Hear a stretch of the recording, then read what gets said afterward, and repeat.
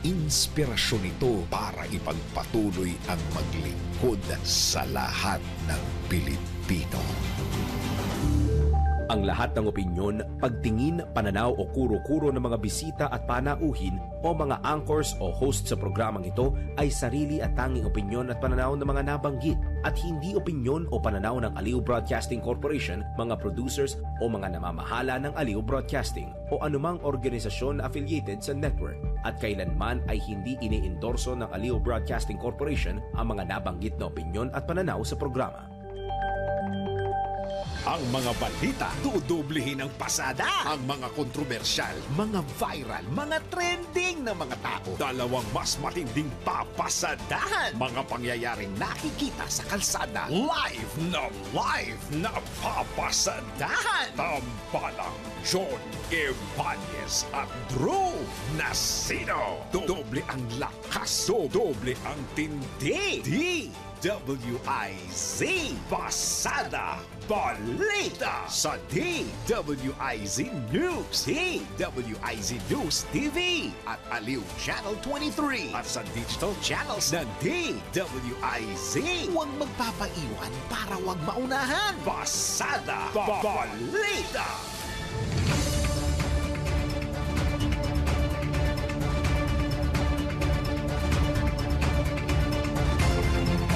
Headlines sa Pasada Balita ngayong araw ng Martes, 29 sa buwan ng Hulyo 2025. Pasada Balita! Mga sinasabing kumita sa flood control projects ng pamahalaan, pinasaringan ni Pangulong Marcos sa kanyang ika-4 na zona. Pasada Balita!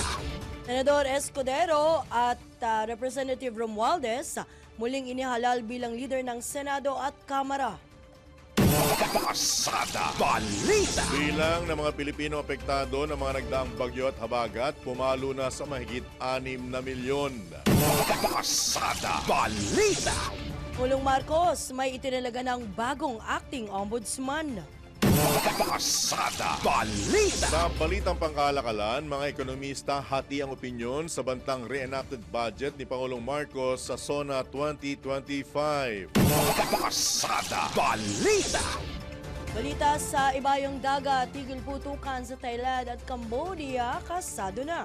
Pasada Balita! Sa balitang pampalakasan, Teniente L.A. Tenorio, bagong head coach ng Magnolia. Pasada Balita! Sa balitang pangkalusugan naman, epekto ng alak sa katawan at isipan ating alamin. Pasada Balita! At sa balitang showbiz, komedyanteng si Bayani Casimiro Jr. pumanaw na. Tambalang John Evanez at Drew Nasino. Pasada Balita! Magandang umaga Luzon, Visayas, Mindanao, Pilipinas. Kami po ang inyong tagapagatid balita, John Ibanez. At sa pangalan po ni Drew Nasino, ako po ang inyong lingkod, Judith Estrada Larino. Pasada Balita! At ngayon, pasadahan na natin ang detalye ng mga nagbabagang balita. Pasada Balita! Matagumpay na nairaos ang ika-4 na State of the Nation address ni Pangulong Ferdinand Marcos Jr. Sa kanyang talumpati, binanggit ni Pangulong Marcos ang mga tagumpay ng administrasyon sa mga nakalipas na taon at mga plano nito para naman sa hinaharap. Gayunman, aminado si Pangulong Ferdinand Marcos Jr. na palpak ang pagpapatayo ng ilang flood control projects sa bansa. Ito ayon sa Pangulo ay matapos ang kanyang pag-iinspeksyon sa mga lugar na binaha kasunod ng pananalasa ng habagat, mga bagyong Krising, Dante at Emong. Dahil dito sa kanyang ika-4 na zona, tiniyak ng Pangulo na mas maghihigpit pa ang kanyang administrasyon sa pagbabantay sa mga pondong inilalaan para matugunan ang pagbaha. Kitang-kita ko na maraming proyekto para sa flood control ay palpak at gumuho. So that this will not happen again, first, the DPWH will immediately submit to me a list of all flood control projects from every region that were started or completed in the last 3 years. Sa mga susunod na buwan, makakasuhan ang lahat ng mga lalabas na may sala mula sa investigasyon, pati na ang mga kasabwat na kontratista sa buong bansa. Titiyakin din ng Pangulo na angkop ang nilalaman ng ipapanukalang pambansang pondo para sa 2026. Therefore, for the 2026 national budget, I will return any proposed general appropriations bill that is not fully aligned with the national expenditure program. Marinding nanawagan ng Pangulo sa mga kumukurakot sa mga pondong para sa flood control project. Kaya sa mga nakikipagsabwatan upang kunin ang pondo ng bayan at nakawin ang kinabukasan ng ating mga mamamayan, mahiya naman kayo sa inyong kapwa Pilipino. Mahiya naman kayo sa mga kabahayan nating naanod o nalubog sa mga pagbaha. Mahiya naman kayo lalo sa mga anak natin na magmamana sa mga utang na ginawa ninyo nang binulsan nyo lang ang pera. Yan po ang may paggigil na tinig ni Pangulong Ferdinand Marcos Jr. sa kanyang ika-4 na State of the Nation address. Pinoy Gising! Pasada Balita! Samantala sa pagkakataong ito, babala ng Pangulo sa mga sangkot sa tiwaling paggamit ng pondo para sa flood control project. Totoo ba ito? Ikinalugod ng mga senador. Detalye mula kay Patrol 19, Celia Ortega Bueno. Ikinatuwa ng mga senador ang ginawang highlight ni Pangulong Bongbong Marcos Jr. sa kanyang State of the Nation address ay tungkol sa flood control kung saan hindi man pinangalanan pero pinatutsadahan niya ang mga nasa likod ng proyekto na sinabihan niyang mahiya naman sila. Ito dahil sa problema pa rin sa baha sa kabila ng bilyong-bilyong pisong inilaan dito ng Kongreso na ayon sa Pangulong Marcos ay guni-guni at walang kwentang basihan. Ayon kay Senator Pia Cayetano, ikinalugod niya ang naging sentro ng SONA ang babala ni Pangulong Marcos sa mga nasa likod ng palpak na flood control projects. Umaasa si Senator Cayetano na sa pagkakataong ito na nabanggit na ng Pangulo ang problema sa baha ay may isasaayos na rin ang mga proyekto sa flood control projects. Ganito rin ang reaksyon ni Senator J.B. Ejercito at iginiit na dapat nang matigil ang mga patsi-patsyang proyekto ng flood control at magtayo na ng mga high-impact project laban sa baha. Kinatuwa rin ng Senadora ang pagbanggit ng Pangulo tungkol sa mga beneficiary at serbisyo ng PhilHealth. Giniit ni Ejercito na lahat ng ito ay nakapaloob sa Universal Healthcare Law at kinakailangan lamang na mai-prioritize para matiyak na maayos na pagpapatupad. Gayunman, ikinalungkot naman ng mga senador na wala sa kanyang SONA ang tungkol sa pagban o paglimita ng online gambling sa mga naging problema na rin sa lipunan. Samantala, nakuha din na reaksyon si PNP Chief General Nicolas Torre at kinatuwa rin niya na special mention siya ni Pangulong Marcos sa kanyang SONA bagamat hindi naman niya ito inaasahan. Ito sa Patrol 19, Sally Ortega Bueno, para sa impila metodong lakas sa DWIC, nagbabalita ng tama, naglilingkod ng tama. Kapag may bagong balita, naka-on air, agad-agad, DWIC Patrol Report! Samantala, muling inihalal bilang leader ng mataas na kapulungan ng Kongreso sa ika-20th Congress si Senate President Francis Cheese Escudero sa botong 19-5 laban kay Senador Vicente Tito Soto III, mananatili sa pwesto si SP Escudero. Gayun din si Senador Jinggoy Estrada bilang Senate President pro tempore. Samantala, nahalal bilang leader naman ng Senate Majority si Senador Joel Villanueva, habang bilang Senate Minority Leader naman itong si Senador Tito Soto. Subali tumangging formal na manumpa. Gayunman nangako ang bagong leader ng Senate Minority na gagawin pa rin ito ang kanyang tungkulin bilang isang senador. There are 19 votes in favor of Senator Francis Cheese Escudero and 5 votes in favor of Senator Vicente Soto. Senator Francis Cheese Escudero is therefore elected President of the Senate.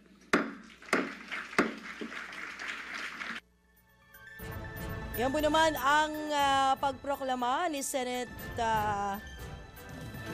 Majority Leader Jinggoy Estrada o Senate Pro Tempore Jinggoy Estrada kay Senator Francis Cheese Escudero bilang pinuno pa rin ng Senado para sa 20th Congress. Pasada Balita! Sa ikalawang sunod na termino, muli namang nahalal si Leyte 1st District Representative Martin Romualdez bilang Speaker ng Kamara sa pagbubukas ng unang regular session ng 20th Congress. Walang lumaban kay Congressman Romualdez sa pagiging Speaker matapos makuha ang suporta ng super majority block ng Kamara para sa kabuang 269 na boto. Ito na ikalawang sunod na pagkakataon na nanalo si Congressman Romualdez bilang House Speaker na isang pagpapakita anila ng pagkakaisa at kumpiyansa sa kanyang pamumuno. Sa katatapos pa lamang na 19th Congress, napagtibay ng Kamara sa pamumuno ni Speaker Romualdez ang maraming prioridad na panukala alinsunod sa bagong Pilipinas Agenda, kabilang ang 61 out of 64 na mga panukalang batas mula sa Legislative Executive Development Advisory Council o LEDAC. Lumabas naman sa pinakuling survey ng social weather stations na tumaas ang trust rating ni Speaker Romualdez mula 26% tungong 34%. Tumaas din ang kumpiyansa ng publiko sa House of Representatives mula 34% noong Abril tungo sa 49% noong Mayo at umabot sa 57% nitong nakaraang Hunyo. Pasada Balita! Opisyal namang tinanggap ni Leyte Representative Martin Romualdez ang pagiging Speaker of the House sa pagbubukas ng 20th Congress at naninindigan para sa isang tapat na pamumuno at pagsusulong ng legislative agenda na anyay nakabase sa tungkuling konstitusyonal at may moral na pananagutan. Matapos ng iboto ng 269 na kongresista, sinabi ni Speaker Romualdez na kanyang tinatanggap ang panibagong mandato ng may kababaang loob. Ayon sa leader ng Kamara, ang tiwala ay hindi gantimpala kundi panibagong hamon na pagkakataon para maglingkod ng mas tapat, mas totoo at mas buo. With 34 members abstaining from the vote, the result of the voting shows that the Honorable Ferdinand Martin G. Romualdez garnered 269 votes. With 269 votes, the Chair declares the Honorable Ferdinand Martin G. Romualdez from the 1st District of Leyte as the duly elected Speaker of the House of Representatives for the 20th Congress. Yan naman po ang pagproklama ni House Secretary General Reginald Velasco kay Leyte Representative Ferdinand Martin Romualdez bilang House Speaker pa rin ng Kamara sa 20th Congress. Pasada Balita! Kasabay naman ang pagbubukas ng 20th Congress at muling pagkakahalal kay Leyte 1st District Representative Martin Romualdez bilang Speaker ng Kamara, na italaga rin bilang Senior Deputy Speaker si Quezon 2nd District Representative David Suarez Jr. Magsisilbi namang Deputy Speakers ng 20th Congress sina Iloilo 1st District Representative Janet Garin, Lanao del Sur 2nd District Representative Yazer Alonto Balindong, La Union 1st District Representative Paulo Ortega, Zambales 1st District Representative J. Kong Hun, gayon din sina Ilocos Sur 2nd District Representative Christine Singson Nihan, Antipolo 1st District Representative Ronaldo Puno, Isabela 6th District Representative Faustino D. III, Iloilo 4th District Representative Fergenel Biron, at TUCP Party List Representative Raymond Mendoza. Samantala, naihalal naman bilang House Majority Leader si Ilocos Norte 1st District Representative Sandro Marcos. Pasada Balita! Samantala, pumalo na sa mahigit 6.2 milyon katao o mahigit 1.7 milyong pamilya ang apektado ng mga nakalipas sa bagyo at habagat. Ito'y batay naman sa pinakahuling datos ng National Disaster Risk Reduction and Management Council, kung saan naitala ang pinakamaraming apektado sa Central Luzon na umabot sa mahigit 2.6 million individuals. Samantala, 31 katao na ang nasawi bunsod ng mga nakalipas na sama ng panahon. 9 sa mga ito ay mula sa Metro Manila, 6 sa Western Visayas, 5 sa Calabar Zone, 3 sa Negros sa Island Region at Northern Mindanao, 2 sa Central Luzon at 1 naman sa Mimaropa, Davao Region at Caraga. Bukod dito, 17 iba pa ang nasugatan at 7 pa ang pinaghahanap. Pasada Balita. Samantala, Department of Health handang tumulong sa mga LGU sa pagtatayo ng mga healthy public open spaces sa kanilang mga lugar. Detalye mula kay Patrol 5, Ayayu Pangko. Handang tumulong ang Department of Health o DOH sa mga local government units o LGU sa pagtatayo ng mga healthy public open spaces sa kanilang lugar. Ayon sa DOH, sa pamamagitan ng kanilang healthy public open spaces playbook, masusuportahan nila ang mga LGU matapos ang mandato ni Pangulong Ferdinand Bongbong Marcos Jr. na gawing maaliwalas ang mga open public spaces tulad ng mga park at plaza, pati na rin yung pagpapatupad ng car-free Sunday. Giit ng DOH, kumpleto ang playbook sa mga gabay na maaaring gamitin ng mga LGU para mas mahikayat ang publiko na maging aktibo, mag-ehersisyo at maglaro ng sports sa mga open spaces. Kaugnay nito, hinikayat ng DOH ang mga LGU na makipag-ugnayan sa kanilang mga regional DOH offices para sa pagkaragdagang assistance at impormasyon para agad itong masimulan. Ito sa Batal number 5. Ay, pa ako para sa implemento ng lakas. DWIC. Nagbabalita ng tama, naglilingkod ng tama. Pasada Balita. Samantala, Philippine Air Force naggatid ng mga relief supply sa mga naapektuhang komunidad o mga naapektuhan ng bagyo dyan sa Abra. Kuha ng report, ihatid ni Patrol 17, Jopel Pelenio. Naglunsad ng Humanitarian Assistance and Disaster Relief o HADR operations ang Philippine Air Force sa pakikipagkoordinasyon sa National Disaster Risk Reduction and Management Council o NDRRMC. Isinagawa ang operasyon sa mga typhoon-stricken areas sa lalawigan ng Abra gamit ang Black Hawk helicopter ng 205th Tactical Helicopter Wing.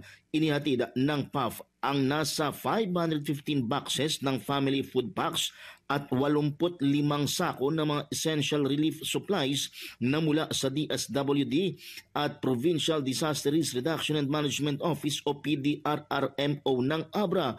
Inilipad ang mga relief supplies mula Lagangilang, Abra hanggang Barangay Dao Angan sa Bolinay, Abra na ipinamahagi sa mga typhoon affected na mga residente doon. Giit ng Air Force, ipinapakita nito ang kanilang commitment na magbigay assistance sa panahon ng national emergencies at ang importansya ng kolaborasyon sa mga ikinakasang disaster response operation. Ito si Patrol 17 Chopel Pelenyo para sa Impilang May Todo Lakas, DWIZ. Nagbabalita ng tama, naglilingkod ng tama. Kapag may bagong balita, naka-on air, agad-agad, DWIZ Patrol Report. Samantalang bagamat kinikilala ang desisyon ng Korte Suprema sa impeachment ni Vice President Sara Duterte, muling binigyang din ni House Speaker Martin Romualdez ang pangunahing papel ng Kongreso sa isyu ng pananagutan at pinatibay ang hangganang itinakda ng konstitusyon sa pagitan ng mga sangay ng pamahalaan. Ayon sa leader ng Kamara, malinaw sa saligang batas ang eksklusibong kapangyarihan ng mababang kapulungan na magsimula ng impeachment proceedings. Muli ring nininaw ni Speaker Romualdez na hindi bunga ng politika ang mga aksyon ng Kamara kundi ng prinsipyo. Dagdag pa ng leader ng Kamara na hindi kailanman maapektuhan ng panlabas na pressure ang integridad ng mababang kapulungan at mananatili itong malaya sa gitna ng anumang kontrobersiya. Pasada Balita. Sa iba pang balita, inuluklok ni Pangulong Ferdinand Marcos Jr.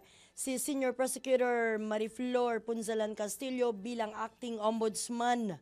Ito naman ang kinumpirma ng Malacanang kung saan nakapanumpa pa rin itong si Senior Prosecutor Castillo sa pwesto kay Executive Secretary Lucas Bersamin kahapon July 28.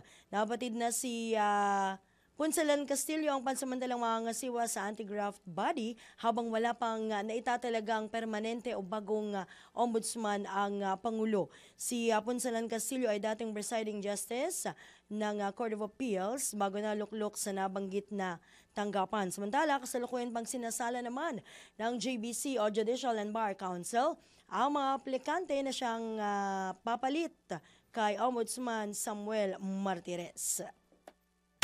Pasada Balita. Basta may laman ang tiyan, may laman ang isipan. Ito mismo ang sinabi ni Pangulong Ferdinand Marcos Jr. hinggil sa nananatiling laban ng bansa sa isyu ng kagutuman.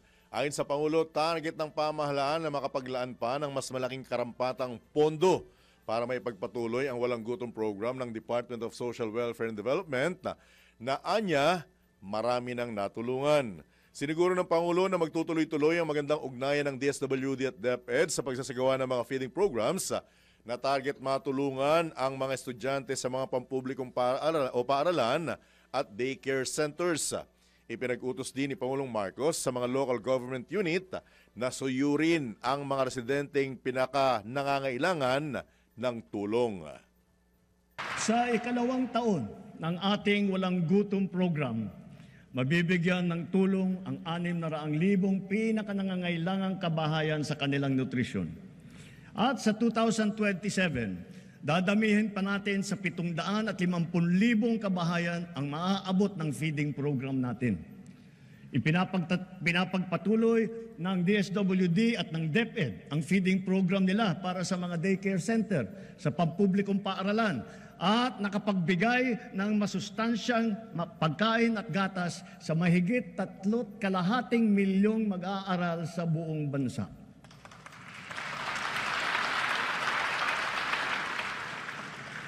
Dahil alam naman natin, basta't may laman ang tiyan, may laman ang isipan. Yan po ang tinig pa rin ni Pangulong Ferdinand Marcos Jr. sa kanyang ika-4 na SONA. Pasada Balita. Senior Vice President Juan Contihino, oras muna sa hudyat. 26 na minuto na po makalipas sa ika-6 ng umaga. Palang John Ibanez at Drew Nasino. Pasada Balita.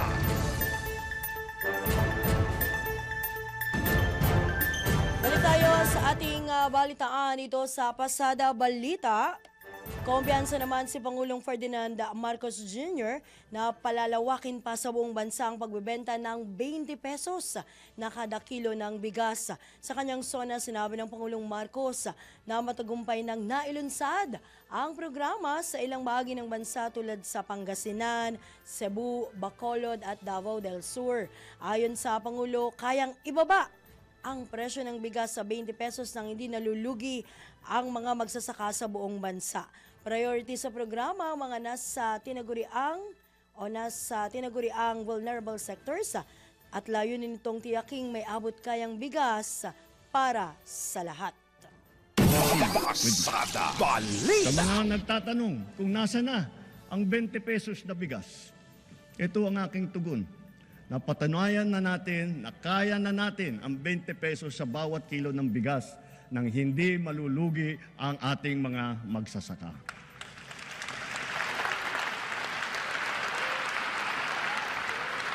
Kamakailan naman, ay matagumpay nating nailunsad ito sa Luzon, Visayas at Mindanao, kagaya sa San Juan, Pangasinan, Cavite, Occidental Mindoro, sa Cebu, sa Bacolod, sa Guimaras, Siquijor, Davao del Sur. At dahil sa ilalaan nating 113 bilyong piso upang palakasin ang mga programa ng DA, ilulunsad na natin ito sa buong bansa sa pamamagitan ng daan-daang kadiwa store at center sa iba't ibang lokal ng pamahalaan. Yan po naman ang Pangulong Ferdinand Marcos Jr. Pasada Balita. Samantala sa pagkakataon pong ito, mga kabalitaan-kabalitaktakan, tayo po'y pinalad na may makakausap na isang ekonomista. Ngayon naman sa naging ikangay pahayag o bahagi ng pahayag ni Pangulong Marcos Jr. sa kanyang ika-4 na SONA. Nasa kabilang linya po si Dr. Renato De Castro. Dr. De Castro, good morning po. Johnny Bañez, Judith Larino po. Live na po tayo sa DWIZ at Aliw Channel 23. Doc? Magandang umaga, pero kukorek ko yun, hindi ako economist. Ang area ko, international relations, security, hindi ako economist. Sige sir, maraming salamat po sa pagkakorek. Right. Ano po ang nakikita ninyo na ikangay maganda sa naging pahayag ng ating Pangulo sa kanyang ika-4 na SONA, Dr. De Castro? Well, kasi ang binabantayan ko talaga yung foreign policy at security policy. Medyo of course disappointed ako dahil pahapyaw lang niyang minention yung mga issues na talagang binabantayan ko. Well, of course, naiintindihan ko naman na talagang ang focus niya domestic, primarily economic, infrastructure, education, not na social services, na talagang ayan na talagang inaantay ng mga mamamayan natin. Pahapyaw lang niya minention yung talagang topics or areas na binabantayan ko bilang isang academic na focus sa foreign policy and of course security policy. Right. Hindi niya nabigyan ng highlight, Dr. De Castro, tama ba, yung kanyang naging pagbiyahe? Recent na biyahe niya sa US. Estados Unidos na ang naiuwi niya ay 1% lamang na tariff. Isa po ba ito sa bagay na dapat inaantabayanan at dapat na narinig sa ika-4 na SONA ng Pangulo para sa inyo, Dr. De Castro? John, dapat na-explain niya. Bakit ano ba talaga ang issue nung pagbiyahe niya sa Estados Unidos? At of course, yung mga critics niya nakafocus lang doon sa sinatawag na from 20% na reduce lang to 1%. No? I don't think he had the time to really go to the nitty-gritty ng issue na yun. No? Balikan natin, no? Yung pagbiyahe niya yun, ipusin mo, pinuntahan niya si Donald Trump after pumunta siya sa Pentagon at nakipag-usap siya kay Marco Rubio. So, yung punta niya talaga sa Estados Unidos, hindi lang doon sa trade issue, of course, importante yung trade issue, pero talagang buuan ng ating relations sa Amerika. Of course, yung una niyang pagbisita sa Pentagon indicates yung talagang elemento ng ating alyansa sa Estados Unidos. Kumbaga, importante yung trade issue, pero hindi yun yung talagang nut and bolts ng ating relasyon sa Estados Unidos. No? Tapos tumpayin na natin yung issue, no? Talagang binabatikot siya, pumunta sa Amerika, bakit from 20% to 1% lang yung nakuha mo. No? Ang issue talaga dyan, no? 69% ng ating exports sa Estados Unidos exempted doon sa 19%. Kasi yung bulk nun talaga, nung 9% na yon, semiconductor, saka of course electronics na exempted doon. Ang tinamaan lang talaga yung mga exports natin ng pagkain, mga damit, no? Consumer items, no? Pero of course, subject pa rin yung sa negotiation na of course, ang final decision will be on August 1. No? Hindi pa yun talaga pinali. Pero of course, yung mga kritiko niya nag-focus doon. I don't think he had the time to really explain. At talaga yung nuts and bolts nung concession na nakuha niya na supposed to be 1% naman. Pero Dr. De Castro, di po ba parang ang isa dapat na ini-highlight dun sa pagbisita ni Pangulong Marcos sa Amerika is yung pagiging isa sa mga unang Asian country leader na inimbitahan mismo ni Pangulong Trump sa Amerika para makapag-usap sa halip na yung resulta ng kanilang pag-uusap Na 1% lang ang naiuwi niyang, kumbaga, deduction na tama ba? Nabawas. O bawas sa tariff, Dr. De Castro. Oh, pero sa buong ASEAN yon, pangalawa yun sa pinakamababa. No, ang pinakamababa Singapore 10% kasi Singapore naman talagang free trade yung Singapore, no? Walang problema talaga issue ng Amerika doon. At ang pangalawa of course yung Pilipinas at Indonesia na 19%. No? Pero of course nakatutok talaga doon sa 1%. Pero of course, kung titignan mo talaga, ano ba yung mga exports na maapektuhan ng 19% reciprocal tariffs? Hindi yan yung mayorya ng ating mga exports, yung mga vital exports natin. Talagang kailangan ng Estados Unidos, na kailangan ng American industry, semiconductor at electronic products. Kumbaga yung tinamaan lang talaga nung yung 19% reciprocal tariff, mga generally mga consumer items. Yung mga pagkain na ini-import ng Amerika dahil mga madaming Filipino-American communities sa California, ayun yung mga natatamaan, mga damit, mga sapatos, no? Oh. Right. And of course, ang isa pang issue, yung tinanggal natin yung taripa sa mga ilang American imports like soybeans, wheat, so forth and so on. So doon i-focus. Hindi nila tinignan, for example, yung investment pledges na binigay ng American private industries, tapos yung of course, yung tinatalakay ngayon, no? Tinalakay ko to sa isang talk show. Nagsaklay rin ako, no? Yung pag-build ng plano ng Amerika at ng Pilipinas na paggawa ng isang malaking ammunition plant sa Subic Bay. At hindi lang yung plant, pati storage facility. No, hindi yan masyadong natutukan, pero diniscuss mo, in-emphasize ni Donald Trump nung ni-raise yun during the press conference. Importante yan. No, hindi lang para sa Estados Unidos, importante rin yan para sa ekonomiya natin. And of course, importante rin yan sa national defense natin. Yung po sa nangyari na ikangay parang nabaliwala yung matagal ng pagiging alay ng Pilipinas sa Amerika doon sa nangyaring kakarampot o sinasabi nga ng ilan na dehadong kasunduan, binabanggit Dr. De Castro na dapat maghanap na raw tayo ng mas iba pa na tatanggapin nating alay na talagang ikangay bibigyan tayo ng karampatang respeto. Anong stand nyo, reaction niyo po rito, Dr. De Castro? Ang reaction ko dito, John, hindi tayo nag-iisa. No? Tandaan natin, ang South Korea and Japan, lalo na ang bansang Japan, talaga yan ang kumbaga tinatawag na cornerstone of US alliance system dito sa Pilipinas. So, buong Indo-Pacific, hindi ang Pilipinas. No? Kung titignan mo yung South Korea and Japan, talagang, kumbaga, credible treaty ally sila ng Amerika. Kasi, nandun pa yung mga base ng Amerika sa South Korea and Japan. And of course, pinopondohan nila yung presence ng mga Amerikano doon. At of course, credible sila sa developing military nila.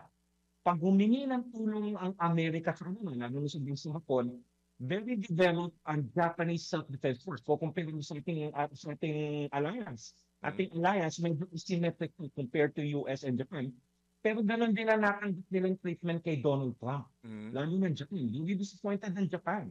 Ang nakuha lang ng Japan, 15%. In South Korea, under negotiation pa. So, ang issue dito talaga, well, this is very specific kay Donald Trump. Si Donald Trump kasi, business person yan. No, sa kanya talaga, ang importante negosyo, secondary lang ang security.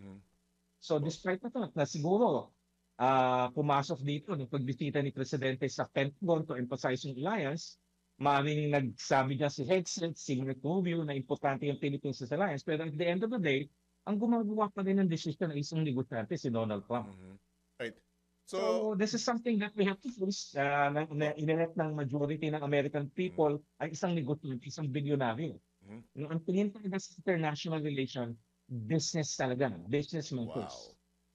So, ano po ang reaksyon ninyo doon sa sinasabi naman ng ilan na medyo may pagka-sarcastic ang dating nung pagkakabanggit ni President Trump na you're a tough negotiator, Mr. President Marcos.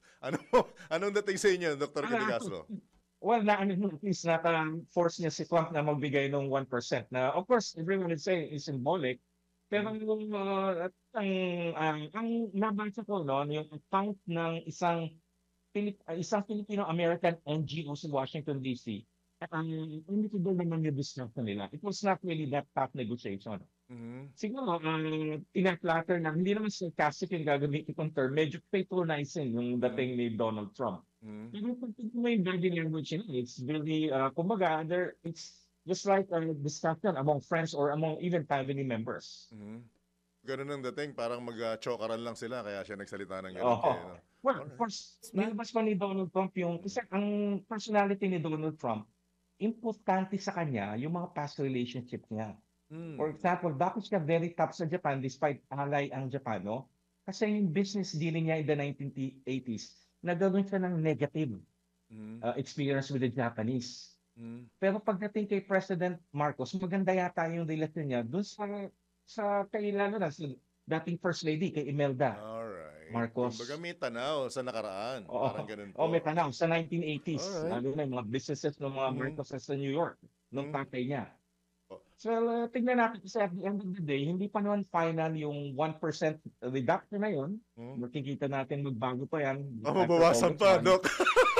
Hindi kaya mabawasan pa. Mabawasan.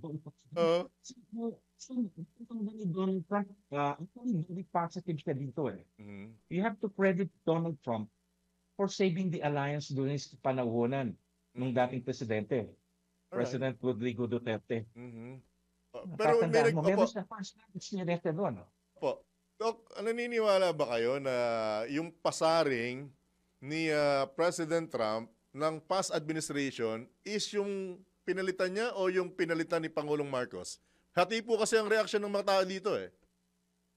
Yung pinalitan ni President Marcos, kinaibigan niya talaga.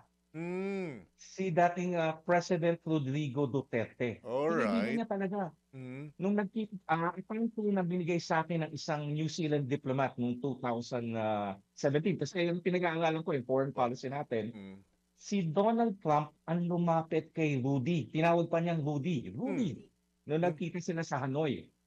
Kaya sa pag-uwi nung dating presidente, after nung nag-meet sila APEC Summit meeting sa Hanoi, pag-uwi niya dito, meron yung ASEAN Summit meeting. Darating si Donald Trump.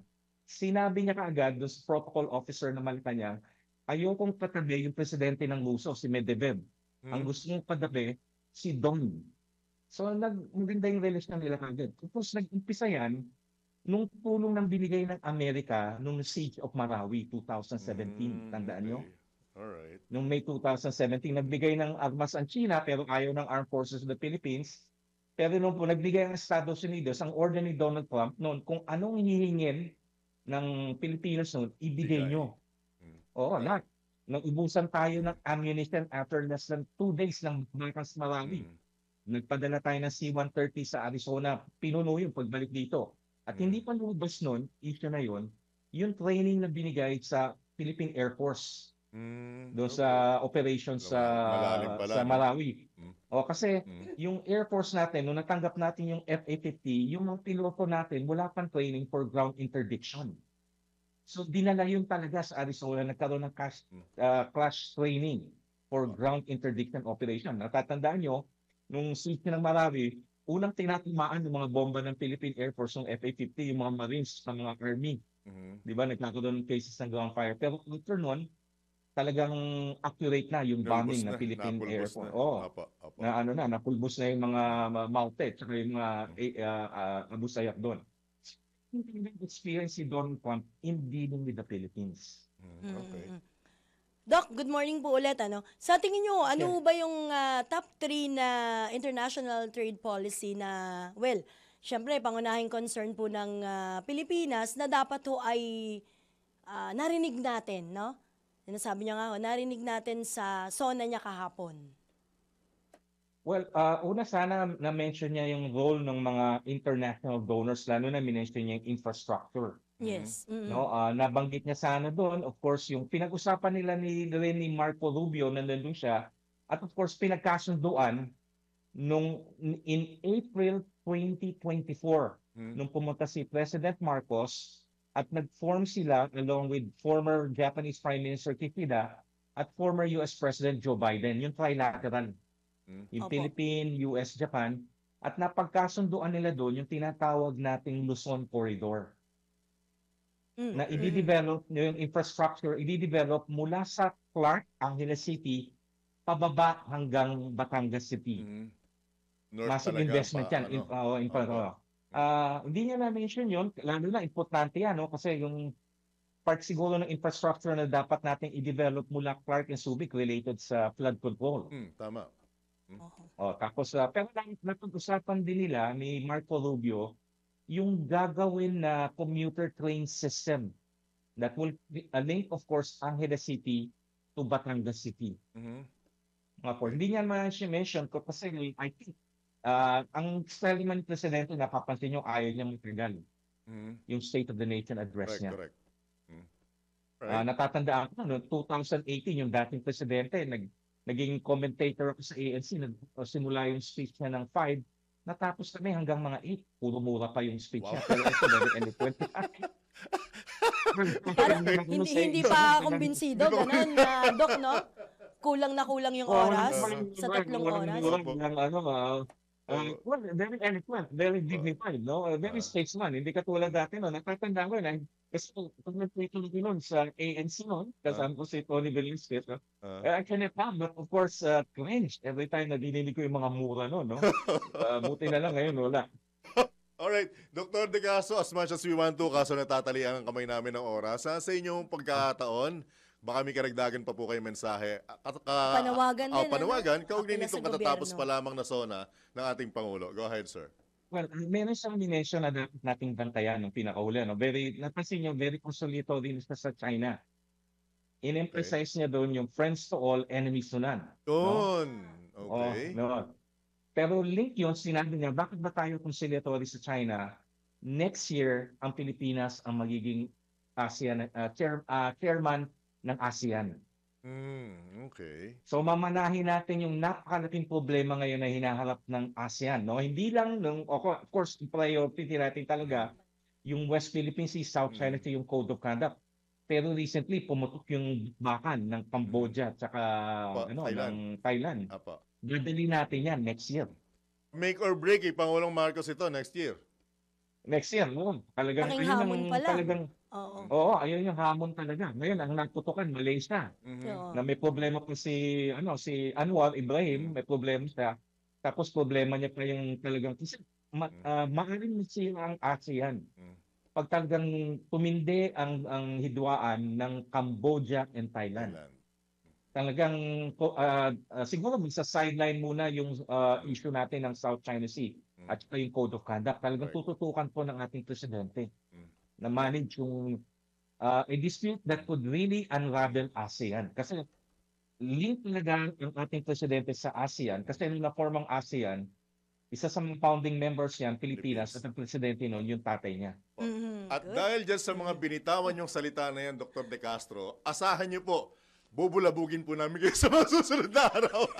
Anong oras sana to ka? Kahit anong oras? I'm at your beck and call. Wala akong ginagawa dito sa Taiwan. I'm a research fellow. Nagre-research lang ako tsaka nagre-lecture. Alright, with that, maraming salamat, Dr. De Castro. Sa mga susunod na pagkakataon, aantabayanan po namin yan. Thank you so much, sir. Good morning. God bless and good luck po. Thank you, sir. Po kayo, ingat. Okay. Yun po ang isang international policy expert, si Dr. Renato De Castro. Parang more than economist ba no? Bigla ko tuloy naalala na yung panghihinayang na Madam Juday na dapat pala nag-aral akong mabuti.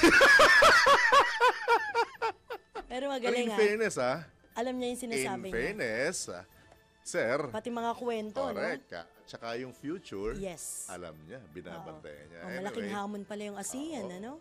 Isa dito malamang sa dapat na paghandaan ng Pangulo para nga, kung meron man siyang pagkukulang or sablay nitong mga nakaraan, dito niya mabawi sa ASEAN na ito. Dahil tayo pala magiging host, di ba? Oo. Diba? Malaking hamon nga. Next year yun, next year. Abangan natin. At saan ka ba po pwesto nun? Dito na lang. Alright. Prime Minister Werner Contihino, oras sa hudyat. 10 minuto na lamang, alas 7 na ng umaga. Sa iba pang tampok na balita, sa kabila ng mga banta sa kapayapaan ng Pilipinas, nanindigan si Pangulong Ferdinand Marcos Jr. na patuloy na magtitimpi ang bansa. Kasabay nito sa kanyang ika-4 na State of the Nation address, siniguro ni Pangulong Marcos na mahigpit pa ring babantayan at poprotektahan ng pamahalaan ang buong bansa. Kapaan at soberanya, mas maigting ngayon ang ating paghahanda, pagmamatsyag at pagtatanggol sa ating sarili. Ganun pa man, tayo pa rin ang nagtitimpi at nananatiling nagpapasensya, lalo na sa pagtanod sa ating buong kapuluan at sa pangangalaga sa ating interes. Binigyan din ng Pangulo na hindi magbabago ang foreign policy ng Pilipinas. Subalit ngayon, mas pataas pa ang ating kumpiyansa dahil mas marami na tayong mga kasangga na magiging kabalikat natin sa oras ng matinding pangangailangan. Then as now, our foreign policy remains the same. The Philippines is a friend to all. The Philippines is an enemy to none. Yan po ang tinig, paninindigan ni Pangulong Ferdinand Marcos Jr. sa kanyang ika-4 na State of the Nation address. Pasada Balita! Tiniyak ng Pangulong Ferdinand Marcos Jr. ang patuloy na pagtutok sa sektor ng kalusugan. Sa kanyang ika-4 na SONA, tinukoy ng Pangulo ang ilang programang isinusulong ng gobyerno para sugpuin ang suliraning kinakaharap sa bansa o ng bansa sa kalusugan. Kabilang narito ang pagpapatuloy ng zero balance billing, kung saan wala nang babayaran ang mga pasyenteng magpapagamot sa mga government hospitals. Titiyakin din anya ng administrasyon na ang bawat bayan o lugar sa bansa ay mayroong access sa libreng gamot at medical facilities. Gayun din ipinunto pa ng Pangulo na titiyakin ng pamahalaan na ang bawat bayan nga sa bansa ay mayroon ding doktor na handang umalalay sa mga residente anumang oras kailanganin. Pasada Balita!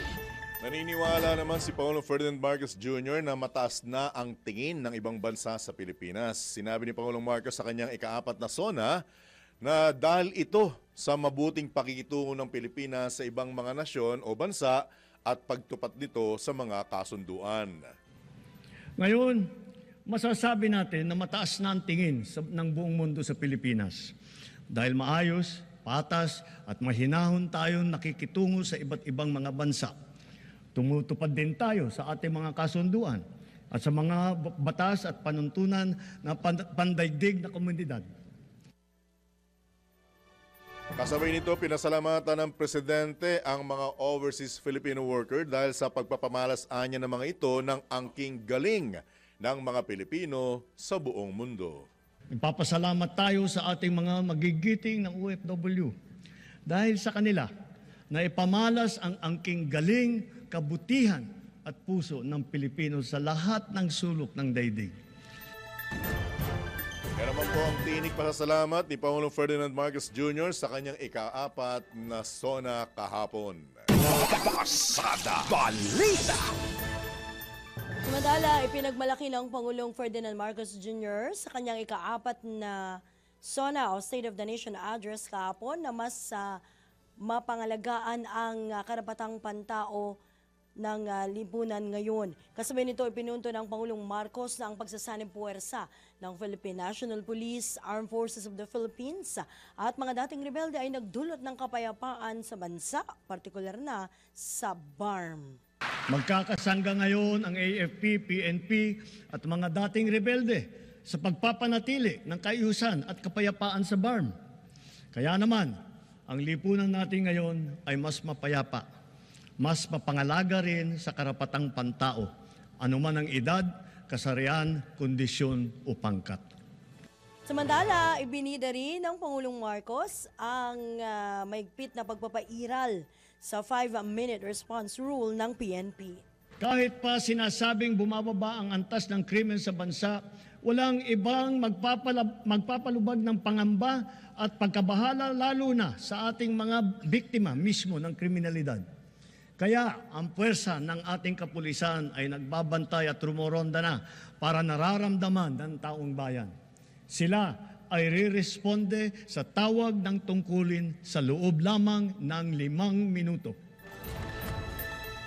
Po naman ang tinig ng Pangulong Ferdinand Bongbong Marcos Jr. sa kanyang ika-4 na SONA kahapon. Pasada Balita. Pagkakalooban na ng Presidential Merit Scholarship ang mga mag-aaral na magtatapos ng high school na may mataas na marka. Ito naman ang tiniyak ni Pangulong Ferdinand Marcos Jr. sa kanyang talumpati alinsunod sa target ng pamahalaan na paigtingin pa ang sektor ng edukasyon sa bansa. Ipinunto pa ng Pangulo na maglalaan ng administrasyon ng mas malaking pondo para tutukan ang digitalization sa sektor ng edukasyon. Kasunod nito, tiniyak din ng Pangulo na matutuldukan ng pamahalaan ang mga kakulangan sa sektor ng edukasyon at ang paglalaan ng sapat na trabaho para sa mga guro. Kung kalidad lang din ang pag-uusapan, hindi nagpapahuli ang mga universidad at kolehiyo natin dito sa bansa. Mula sa 22 noong 2022, ngayon 114 na sa kanila ay kinikilala sa buong mundo. 6 na po nito ay public school. At bilang natatanging pagkilala, gagawaran natin ng Presidential Merit Scholarship ang mga high school graduate na makakakuha ng matataas na honor. At yan po ang tinig pa rin ni Pangulong Ferdinand Marcos Jr. sa kanyang ika-4 na SONA. Pasada Balita. Samantala, tabayan niyo po ang tinig naman at ang mensahe ng aming nag-iisang chairman, si Boss D. Edgard A. Cabangon. Tambalang John Ibanez at Drew Nasino. Pasada Balita. This is the news and information station of Aliw Broadcasting Corporation, reaching and engaging every Filipino on air, online, and on ground. Ito ang bagong DWIZ 882, nagbabalita ng tama, naglilingkod ng tama. Proud member of ALC Group of Companies.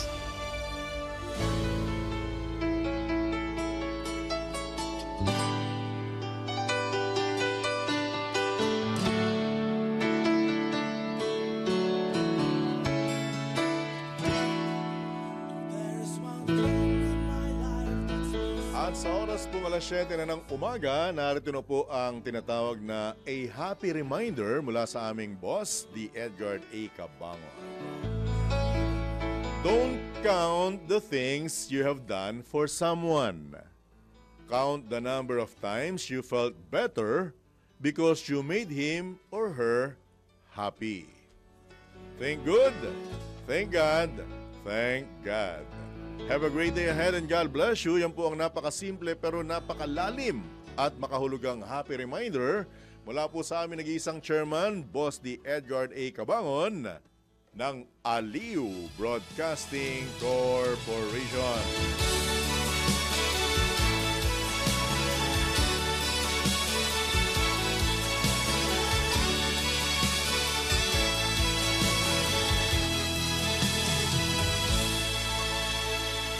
Ang mga balita, dudublihin ang pasada. Ang mga kontrobersyal, mga viral, mga trending na mga tao. Dalawang mas matinding papasadahan. Mga pangyayaring nakikita sa kalsada. Live na papasadahan. Tambalang John Ibanez at Drew Nasino. Doble ang lakas, doble ang tindi. DWIZ Pasada Balita sa DWIZ News, DWIZ News TV at Aliw Channel 23 at sa digital channels ng DWIZ.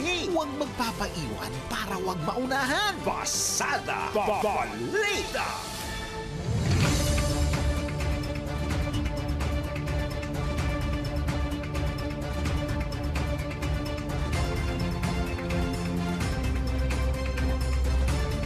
Muli narito ang headlines sa Pasada Balita ngayong araw ng Tuesday, July 29, 2025. Pasada Balita. Pangulong Marcos, ikinadismaya ang korupsyon sa flood control projects ng pamahalaan. Pasada Balita. Senador Escudero at Representative Romualdez muling naluklok bilang mga pinuno ng dalawang kapulungan ng Kongreso. Pasada Balita. Bilang ng mga Pilipino apektado ng mga nagdaang bagyo at habagat, umabot na sa mahigit 6 na milyon. Pasada Balita. Ating presiding justice ng Court of Appeals, itinalaga ng Pangulong Marcos bilang acting ombudsman. Pasada Balita. Sa balitang pangkalakalan, mga ekonomista hati ang opinyon sa bantang reenacted budget ni Pangulong Marcos sa kanyang katatapos pa lamang na SONA 2025. Pasada Balita. Dito naman sa ibayong dagat, tigil putukan sa Thailand at Cambodia kasado na. Pasada Balita. Sa balitang pampalakasan, Teniente L.A. Tenorio, bagong head coach ng koponan ng Magnolia. Pasada Balita. Sa balitang pangkalusugan, epekto ng alak sa katawan at isipan ating alamin. Pasada Balita. At sa balitang showbiz, komedyanteng si Bayani Casimiro Jr. pumanaw na. Tambalang John Ibanez at Drew Nasino. Pasada Balita. Pagpapatuloy na ating balitaan, ipinangako ni Pangulong Ferdinand Marcos Jr. sa kanyang ika-4 na SONA ang pagtatayo ng karagdagang 40,000 silid-aralan bago magtapos ang kanyang termino. Anya, layo nito na tugunan ang kakulangan sa mga pampublikong paaralan sa bansa. Nabatid na sa nakarang 3 taon, mahigit 22,000 classrooms na ang naipatayo ng pamahalaan. Katuwang ang ilang pribadong sektor at mga lokal o local government unit, pabibilisin ng pamahalaan ang pagpapatayo ng mga paaralan, kabilang ang mga modular classroom para sa mga lugar na nasalanta ng iba't ibang uri ng kalamidad. Pasada Balita. Samantala, palalakasin pa ng administrasyon ang puwersa ng pulisya at militar sa bansa sa pamamagitan ng modernisasyon. Sinabi ito mismo ng Pangulong Ferdinand Bongbong Marcos Jr. sa kanyang ika-4 na SONA kahapon. Ayon kay Pangulong Marcos, layon ng nasabing hakbang na mapatatag pa ang seguridad sa bansa. Patuloy tayo sa pagpapatibay ng ating kapulisan at sandatahang lakas. Ang mga armamento, sasakyan, pandigma at sandata ng ating kapulisan at sandatahang lakas ay patuloy na dadagdagan angkop sa layuning modernisasyon at komprehensibong pagtanggol ng ating kapuluan. Ipinagmalaki rin ng presidente na nagbabalik loob na ang mga dating lumalaban sa pamahalaan at tiniyak na wala ng guerrilla na muling mabubuo. Ang libo-libong mga nag-alsa dati laban sa pamahalaan, nagbagong buhay na at nagbabalik loob na. Tinataguyod natin kasama ang kanilang pamilya. Katuwang ang pribadong sektor, pinapaunlad din natin ang kanilang pamayanan at naglalatag tayo ng mga daan, patubig at marangal na hanap buhay. At sa wakas, wala na ring nalalabing grupong gerilya sa bansa.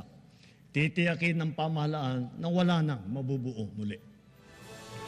Ang po naman ang tinig ni Pangulong Ferdinand Marcos Jr. sa kanyang ika-4 na SONA.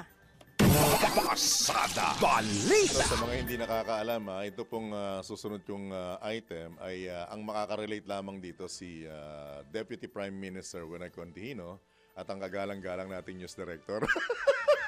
Ano ba yan? Inabot nyo to eh. Ah, Nasakyan nyo to eh. Sige ito, nga, sige nga, ito, parinig. pakinggan nyo pong maigi ha.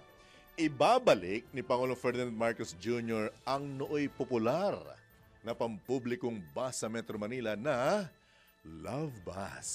Inabot mo to, ma'am. Oo. May double decker pa nga nito eh. Ay, Kulay patapos pula. na yan. Patapos ng ipatupad ng inabot ko. Blue! Blue ba? Iba pa pala. O, kita mo? ang Alam galing. na. Ang galing talaga. Kita mo na? Ang isda talaga nahuhuli sa sariling bibig eh. Minaligo na nga eh. Kinorek pa. Ibig sabihin, inabot mo talaga. Prime Minister Winay Contihino. Ilang beses kayang sakay ito sa Love Malamang nakakalibre ito noon eh. Feeling ko lang. Hindi siya makakalimutan ng mga operator ng Love Bus. Sabay ganun. Nagpapakilala siguro, lesbiak to eh.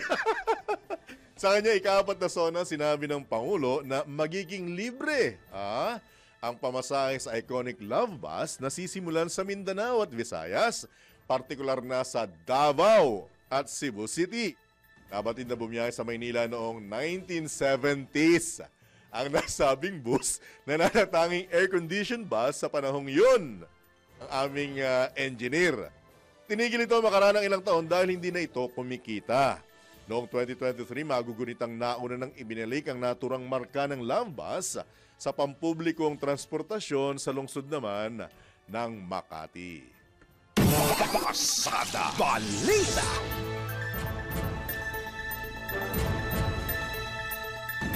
Samantala, pangako ng Pangulong Marcos na poprotektahan o ipe-preserve niya ang panukalang 2026 sa national budget. Aba, ikinatunga ng isang senador.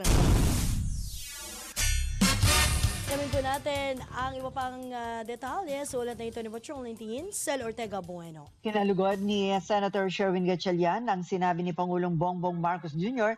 sa kanyang State of the Nation address na titiyakin niya na mapipreserve ang panukalang pambansang budget para sa susunod na taon kung saan hindi dapat maraming galawin at dapat na naayon sa mga programa at proyekto ng gobyerno ang lalamanin ng pambansang budget.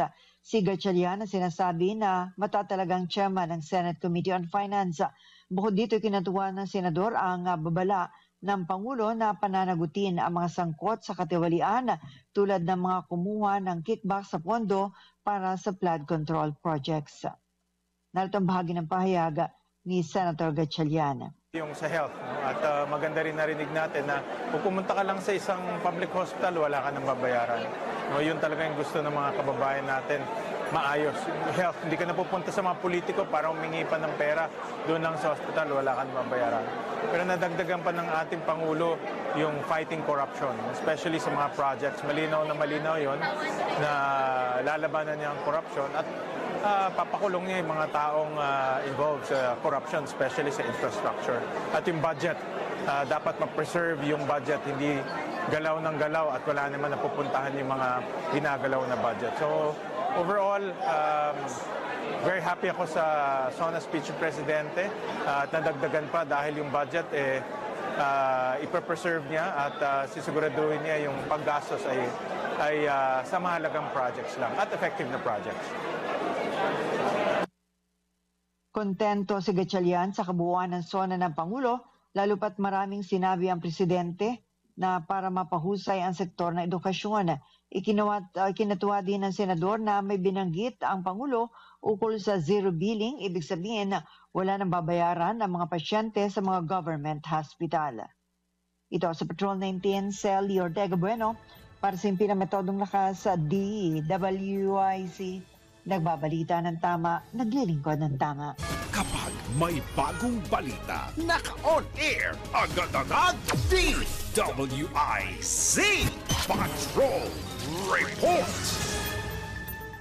Sa pagkakataon po ito mga kabalitaan-kabalitaktakan, tayo naman po ipinalad na makakausap ang isang ekonomista at political analyst sa katauhan po, Ginoong Wilson Lee Flores. Ginoong Flores, good morning po. Johnny Bañez, Judith Larino, Estrada Larino. Sorry. Live na po tayo sa DWIC Channel 23. Good morning po, Mr. Flores. Magandang umaga, John, Judith. Magandang umaga. Good morning po. Maraming salamat po sa pagkakataon na mahingan po kayo ng reaksyon sa katatapos pa lamang na ika-4 na SONA ni Pangulong Ferdinand Marcos Jr. Bilang isang political analyst, ano po ang reaksyon nyo sa ika-4 na SONA ng Pangulo? Mr. Flores. Ako, ang reaksyon ko, John, at Judith, ang maganda tungkol dito sa SONA ni Pangulo, may mga parte siya sa umpisa at sa gitna na very humble ang dating niya. Hindi puro self-congratulation. May mga sinabi siya na ina-acknowledge niya na hindi masaya yung publiko sa serbisyo, sa flood control, saka sa ibang serbisyo. Sabi niya papagandahin niya ang natitirang 3 taon. That is good news kasi karamihan ng politiko sa abroad o dito, usually pag talumpati, puro congratulations sa sarili. Kaya marami sa sinabing mga reforma na plano niyang gawin. So sana gawin ng gobyerno ng mga tao niya para gumanda yung ekonomiya natin. John saka Judith. And I understand, Ginoong Flores, sa ating Juday na mukhang aminado siya na dahil sa pagsablay ng kanyang mga kandidato nitong midterm elections ay mukhang hindi masaya talaga sa performance ng pamahalaan as a whole ang mga mamamayan, particular mga botante. Tama po ba, Ginoong Flores? Yes, tama, John at Judith. Kaya nagulat ako kasi usually ang mga speechwriter ng mga politiko kahit nasa ibang bansa o dito, very rare gawin yan.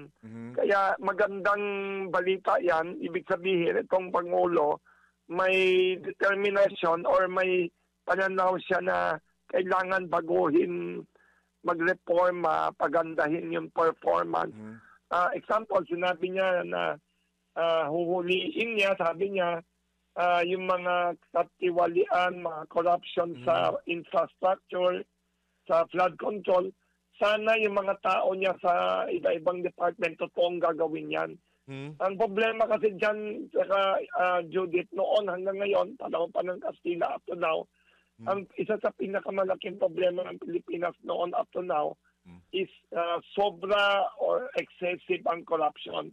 So, apektado ang public health, infrastructure, pati budget sa public school. Kaya kung talagang magawa ni Pangulong Marcos ito, tatlong taon na lang natitira, magandang balita yan para sa ekonomiya. Kasi ilang trillion na ang budget natin, 6 or 7 trillion. Tapos karamihan ng budget natin sa Pilipinas every year, utang sa ibang bansa, lumalaki utang at saka interest natin. Okay ang utang, John saka Judith, as long as gamitin sa tama na babalik sa ekonomiya. Pag gumawa tayo ng mga matino na flood control, matinong public school, matinong hospital sa probinsya, ang magkikinabang mga tao sa ekonomiya. Pero kung inutang tapos malaki budget, pinanakaw ng mga congressmen or mga politiko, lagot tayo. Kaya magandang balita about challenge sa gobyerno. Sana totoong gawin niya. Sana talagang gawin niya yung anti-corruption na yan. Ginoong Flores, will you agree, ating Juday, na kung gagawin by the book at matindi talaga ang ipatutupad na anti-corruption at saka ipapahuli niya strictly ang lahat ng sangkot sa korupsyon, hindi po ba nakakatakot na pagdating sa ikalimang SONA, humina na ang palakpak o wala nang pumalakpak dahil karamihan sa mga ipapa-aresto, yung malalakas pumalakpak kahapon? Ay, alam mo, magaling ka, John. Nakakatuwa ka. Alam mo, John, kahapon natuwa ako. Tawa ko ng tawa sa office namin. Nakikinig yung mga tao dito sa Kamuning Bakery Cafe. Nung sinabi ng Pangulo yan, yung mga anti-corruption, sabi niya, walang hiya kayo o mahiya naman kayo or something. Hindi lang pinakamalakas ang palakpak sa mga politiko galing nag-standing ovation pa. The only time, nakakatawa, the only time nag-standing ovation sa buong talumpati ni Pangulo, nung pinapagalitan yung mga politiko, natawa ako, sabi ko, karamihan doon sa pumapalakpak sa tumatayo, guilty yata. Natatawa ako. Natatawa ako, guilty sila. Flores, hindi kaya senyalis ng pag-amin yun? Tama ka. Tama, senyalis ng pag-amin, saka siguro akala nila pag tumayo sila pumalakpak, baka akala ng mga tao hindi sila kasama doon. Baka guilty. Mas may sila siguro pumalakpak, baka sabihin, guilty ka, no? Tama ko ng tawa talaga. Alam mo, parang comedy nga. Sabi ko, ano to, scripted ba to? O ano, bakit? Baka, alam mo, nervyos sila. Hindi na nakapag-isip siguro yung mga palakpas. Sila number 1 sa hit list. Anyway, ginagawa lang natin kitatawanan, pero kung siseryosohin, talagang malalim ang pahayag, ano? At yung pagkaka-focus ng Pangulo doon sa mga tao, sinabi niyang mahiya naman kayo sa kapwa niyo Pilipino, mukhang simula kaliwa hanggang kanan, tinignan niya lahat yung nasa paligid niya. Parang sinasabi niyang lahat tayo mahiya sa kapwa natin Pilipino. sana si Pangulong Marcos wag sobrang mabait kasi impression ko, whether gusto niyo si Pangulo o hindi, ang impression ko, mabait yata siya or trying to be nice to everyone. Baka sana dapat maging magalit din siya sa mga corrupt na official. Alam mo, nalala mo John, saka Judith, last year, nung nag-SONA siya, pinagmalaki ng gobyerno, ng administrasyon na 1,000, 5,000 ba? Flood control project, 100 billion daw ginastos, successful daw. Tapos, mga 2 days after, linubog buong buong Metro Manila and Luzon. Kaya siguro galit siya. Parang confirmation din po, Ginoong Flores, yung binabanggit yung kabaitan ng Pangulo. Dahil mismong yung kapatid niya na kumukontra sa kanya, nanggigigil sa kanya si Senator Amy Marcos kasi masyadong mabait yung kapatid ko kaya inaabuso ng mga tinatawag niyang lulong sa kapangyarihan. Yun ang impression ng, yes, even yung mga kritiko niya, sabi, ang isang strength and weakness ng Pangulo, sobra siyang mabait. Alam siguro ng masamang mga politiko, mga masama na paligid. Sabi siguro, hindi tayo papagalitan yan. Yun ang challenge sa kanya. Napakita niya na hindi siya nagsasalita lang, na talagang seryoso siya. Kasi alam niyo, John saka Judith, para ma-solve ang anti-corruption problem natin, kailangan may magalit sa taas. Nalala mo sa Biblia, si Jesus Christ sa Biblia, pinakamabait na tao sa mundo, Jesus Christ. Nagalit din siya sa simbahan. Mga nagsusugal. Tinawag niya yung mga sugalan. Nagbebenta. May nagbebenta sa simbahan, nagsusugal. Pinaghahampas siya niya, pinagsisipa niya yung mga nagalit siya. Kailangan din magalit ang politiko. At yun nga po ang dapat pangambahan ng mga ikangay abusado sa paligid dahil ang taong mabait, pagka nagalit, matindi yan. Di po ba? Yes, saka sana, John, saka Judith, sana ang gawin ng gobyerno natin, ni Pangulo, gumawa ng sample, ang tawag sa Tagalog, sampolan. Kumuha siya ng 1-2 diyang mataas na politiko, ikulong, ipanish. Alam mo, ang John saka Judith, wala tayong ganyan kultura kasi sa ibang bansa, alam mo ba sa Singapore saka sa China may corruption. Pero narinig ko, nababasa ko sa balita, every year, bawat taon, 1,000 ang pinababaril, execution for corruption. Parang yan, matsambahan ka sa sweepstakes. Kung ikaw nahuli, tapos ikaw lagot ka. Sa Singapore, yung mga corrupt na official, nababasa ko noon na si Prime Minister Lee Kuan Yew, pag pinagalitan yung cabinet minister, nagsi-suicide daw eh. Tama. Harikiri, di ba? Yung mga hapon ba yun? Sa Hapon, ganyan din. Oo. Dito sa atin, wala. Ito, convicted na. Hospital lang ang tuloy eh. Hindi lang yan. Hindi lang hospital. Pagkasuhan mo, ayaw umalis sa posisyon. Aawayin ka pa. Oo, aawayin ka pa. Anyway. Kaya, yun isang problema. Bilang isang ekonomista naman, ano nakita mong maganda sa naging ika-4 na SONA ni Pangulong Marcos kahapon? Ang naisip ko pa isang maganda, yun sinabi niya, papagandahin yung edukasyon natin. Kasi ang number 1 resource ng isang bansa, lalo na ng Pilipinas, hindi langis, hindi yung magandang lupa na pwede sa agrikultura. Ang number 1 resource ng Pilipinas, tao. Yung human resources na tinatawag. Tapos kung talagang aayusin natin edukasyon, yung higher quality ng education, yung kabataan, gaganda kinabukasan, doon tayo gagaling ng ekonomiya natin. Sana talagang buhusan ng pansin saka budget talaga ang edukasyon. Huwag nakawin din ng pera sa edukasyon. Sir Wilson, good morning po ulit. Judith, good morning. Ano pong iba pang isyung mahalagang, economic issue na sa tingin nyo hindi nabanggit kahapon na dapat pong nabanggit sa kanyang, yung urgent economic issue? Yes.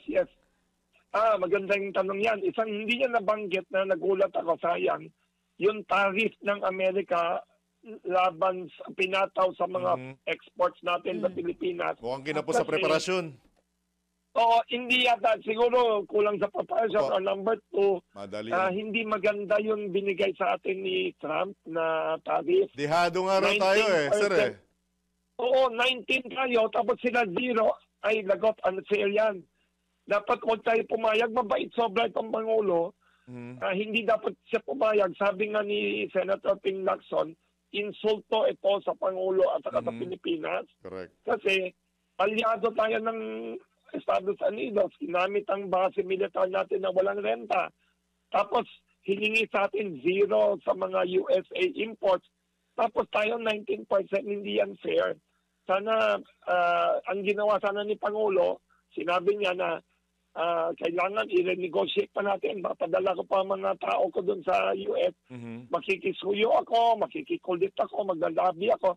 Alam mo bakit hindi maganda? Kahapon nung nagsasona si Pangulo, kahapon in-announce ng US saka EU, 15% lahat ng yung tariff sa EU. Imagine mo, ang buong Europe, France, Germany, lahat ang export nila sa lang. Amerika, 15 lang. Wow. Ba't tayo 19 aliado tayo. Tapos zero binigyan natin. Considering ang EU is mayaman na bansa yun, di ba?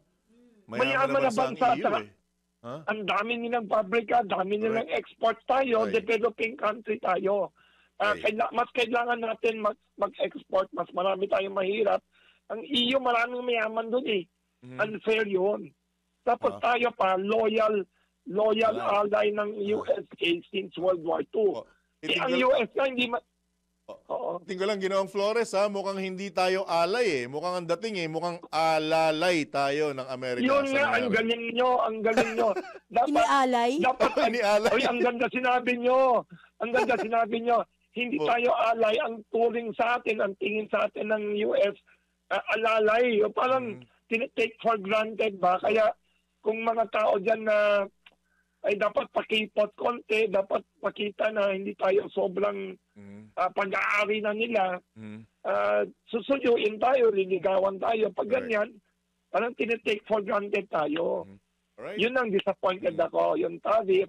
Tapos isa pa, hindi na-discuss masyado yung problema ng budget ng mga politiko nandun sa harap niya, mga politiko na grabe sa budgeting, grabe sa gastos, grabe sa utang. Malaki na sobra utang ng Pilipinas. Sana ayusin nila ang budget.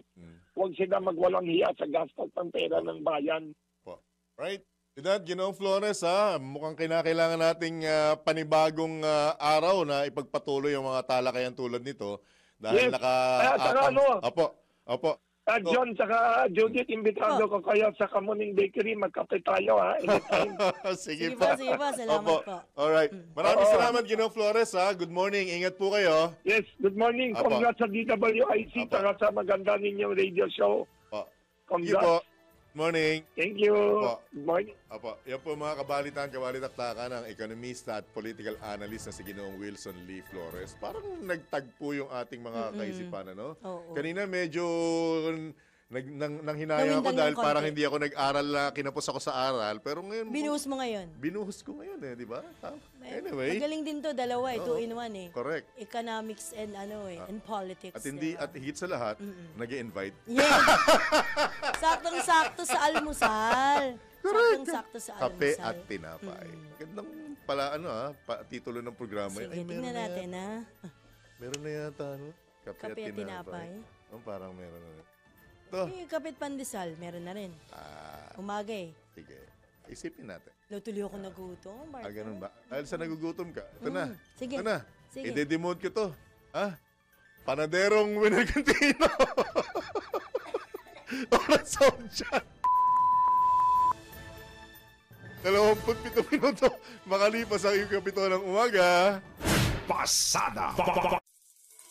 Every Friday, we play. Ang PCSO po na mahagi na mahigit 138 million pesos sa CHED bilang mandatory contribution. Alamin po natin ang buong detalye sa special report na ito ni Angelo Bainio. Pinangunahan ni PCSO General Manager Melquiades Robles ang turnover ng higit sa 138 million pesos kay CHED Director 3 Alain Magalong bilang bahagi ng mandatory contribution ng ahensya para sa Enero hanggang Hunyo ng kasalukuyang taon. Ginanap ang turnover sa PCSO Main Office sa Shaw Boulevard, Mandaluyong City. Ang halagang ito ay mula sa 1.5% ng net monthly lotto sales ng PCSO alinsunod sa Republic Act No. 7722 o Higher Education Act of 1994. 2 beses kada taon tumatanggap ang CHED ng pondo mula sa PCSO na nakalaan para sa iba't ibang educational programs na layong paunlarin ang kalidad ng edukasyon sa bansa. Yan ang PCSO, hindi umuurong sa pagtulong. Angelo Bainyo, nagbabalita ng tama, naglilingkod ng tama.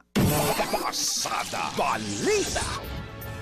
At alam niyo rin po ba na ang katumbas ng bawat taya sa Philippine Charity Sweepstakes Office o PCSO ay kawang gawa? Sa bawat ticket mo, siguradong may kababayan kang matutulungan sa kanilang pangailangang medikal. Dahil sa PCSO, basta't kawang gawa at pagtulong, hindi kanila uurungan. Kaya't palagi pong tatandaan, ang bawat taya may kawang gawa. Sa iba pang balita, inutusan ni Pangulong Ferdinand Marcos Jr. ang LUA o itong Local Water Utilities Administration na panagutin ang lahat ng water utility companies na hindi maganda ang serbisyo sa kanilang customers. Sa kanyang ika-4 na SONA State of the Nation address, sinabi ng Pangulo na mahigit 6 na milyong customer ang namomroblema sa kanilang water supply dahil sa mga provider na pumapalya sa paninigurong magatid ng tubig sa bawat tahanan. Matatanda ang naging issue ang sinasabing kapalpakan nitong Prime Water na pagmamay-ari ng pamilya Villar sa pagsaserbisyo sa ilang lugar sa bansa. Ginawa naman ng punong ehekutibo ang pahayag, syempre sa SONA ito, no? Habang nakikinig ang magkapatid na Senador Mark at Camille Villar. Pasada Meron Balita. nagkomento talagang mukhang nakatutok pati yung mga cameraman dun sa parang alam SONA na sa nila. speech ng Pangulo. Dahil binabanggit na ni Pangulong Marcos yung issue ng Prime Water. Nagkataon lang ba o talagang sinadya or talagang ifinokus ang magkapatid na senador? Naipan lang yung camera. Nagkataon lang ba? Sa palagay mo, nagkataon lang? Puro. Kasi meron tayong mga kapatid sa hanap buhay, mga kamag-anak at kaibigan nila, na ang kwento nila, binakbakan na ng husto yan at nagkaroon na ng investigasyon, pero yung tulo ng tubig ng Prime Water sa gripo, wala pa rin. Ang nangyari nga raw, kumbagay, nabaha na yung kanilang lugar, pero yung gripo nila, walang tubig na dumadaloy mula sa Prime Water. Siguro, sabi nga nila, kulang na lang, hindi sapat ang investigasyon. Dapat may managot. Kanilang nag-iisang sigaw Dapat may managot. Kasi nga, eto na, isinama na sa SONA. Ano pa hintayin natin? Diba?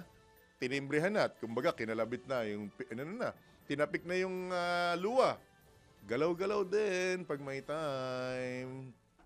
Baka bukas gagalaw. O ngayon. Ang tubig ay buhay. Of course. At saka pinakamasakit doon, partner John, nagbabayad ka nang hindi mo nakukuha yung halaga ng binabayaran. Yung tamang serbisyo. Tamang serbisyo. Diba? Kaya nga prime Yun. Diba? Sa sobrang galit tuloy ng iba, palitan yung isang letra. Naging crime. Hala! Pasada Balita. Sa iba pang tampok na balita, taliwas sa saligang batas ang naging desisyon ng Korte Suprema sa impeachment case ni Vice President Sara Duterte. Ito'y ayon mismo kay dating COMELEC Commissioner at constitutionalist na si Attorney Rene Sarmiento ay sa gitna ng umiinit na usapin kung nilabag nga ba ng mga mambabatas ang sinasabing one-year bar rule sa pag-file ng impeachment case.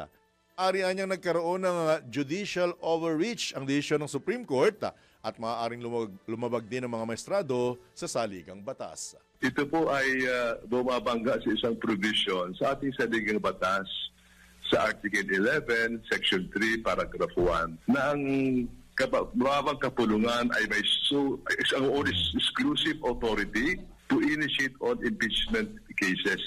Sole authority to initiate. Ibig sabihin, sila lang po may otoridad po na mag-initiate ng mga impeachment cases. Pasada Balita. Yan naman po ang tinig ni dating COMELEC Commissioner at constitutionalist ni si Attorney Rene Sarmiento sa panayam ng DWIZ. Pasada Balita. Sa kaugnay na issue, dinipensahan ng kampo ni Vice President Sara Duterte ang desisyon ng Supreme Court na i-dismiss ang sinasabing unconstitutional articles of impeachment laban sa pangalawang Pangulo. Ito'y kasunod ng mga report na posibleng umapela ng motion for reconsideration ng Kamara sa naging pasya ng Korte Suprema. Kaugnay nito, binigyan din ni VP Legal Counsel Attorney Michael Powa na handa pa rin ang kanilang legal team para sa impeachment trial at maghihintay na lamang sila sa kung ano man ang mangyayari sa impeachment court. Sa kasalukuyan, wala pa rin petsa kung kailan nga magsusumite ng motion for reconsideration sa Korte Suprema ang Kamara. Pasada Balita! Speaking of impeachment tsaka mga tagapagsalita, alam mo ba, Ma'am Juday, na mga kabalitaan, na umaalma ang ilang senador dito sa itinalagang tagapagsalita impeachment court na si Attorney Tongol o Tonggol? Ano ba ang pronunciation doon? Tongol. Tongol. Isa sa pinakahuling nakita ko sa social media na umaray, tila umalma, si Senator Francis Kiko Pangilinan. Uy. Ang banggit niya, Oo. I just want everybody to know that I am an elected senator. At hindi lahat ng sinasabi, at to this effect, hindi po lahat ng sinasabi ng impeachment spokesman sumasalamin sa nais naming sabihin, sabi ni Senator Pangilinan. Dahil, sa katotohanan po, wala pa ho kaming pag-uusap na nagaganap at wala po kaming caucus tungkol dyan. Ibig sabihin, porque sinabi po ng spokesperson or spokesman for that matter ng impeachment trial, yun na ang damdamin at ang niloloob ng lahat ng senator judges. Actually, meron na rin unang nagsalita na isa ring senator-elect pa siya nung mga panahon na yon, na hindi dapat inilalahat nitong spokesperson yung sinasabi niya na ang ibig sabihin lahat ng buong Senado or lahat ng senador yun ang pananaw at yun ang parang niloloob. tipong automatic na pagka sinabing impeachment court spokesperson ka. Hindi dapat ganun. Kasi sabi niya, hindi pa nga kami nag-uusap tungkol dyan. Wala Ayun nga lang. tayong caucus . Bakit mo lalahatin? Parang something to that effect. Anyway, kung matutuloy man ang paglilitis o ang proseso ng impeachment, dyan tayo magkakaalam-alam. Dahil ang tanong dyan, susundin ba ng mga senator judges or ng senator o ng Senate mismo sa kabuuan yung desisyon ng Supreme Court na dineklarang unconstitutional itong prosesong ito, or gagawa sila at maninindigan base sa botohan ng mayorya kung itutuloy ba nila o hindi itong prosesong ito. At sabi nga sa isang sitcom, abangan ang susunod na kabanata, ...